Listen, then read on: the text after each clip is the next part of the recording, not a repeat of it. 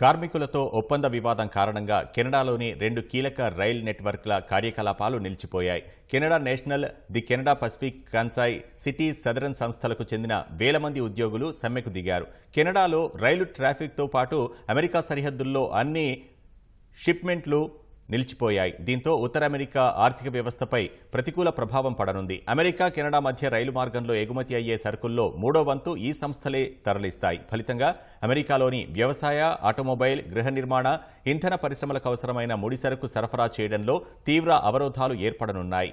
ఇంజన్లు, ట్రాన్స్మిషన్లు, ఇతర పరికరాల సరఫరా తగ్గితే అమెరికాలోని ఆటోమొబైల్ పరిశ్రమలు తాత్కాలికంగా మూతపడే అవకాశం ఉంది. ముఖ్యంగా అమెరికా రైతులు ఎరువుల కొరతను ఎదుర్కోవాల్సి వస్తుంది.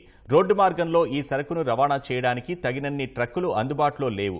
Canada National, the Canada Pacific, Kansas City Southern సంస్థలు ఏకకాలంలో సమ్మెకు దిగడం ఇదే తొలిసారి. ఈ సమ్మెను ఆపేందుకు ఇప్పటికే కెనడా కార్మిక శాఖ మంత్రి, ఆ సంఘాలు, సంస్థల యాజమాన్యాలతో చర్చలు జరుపుతున్నాయి.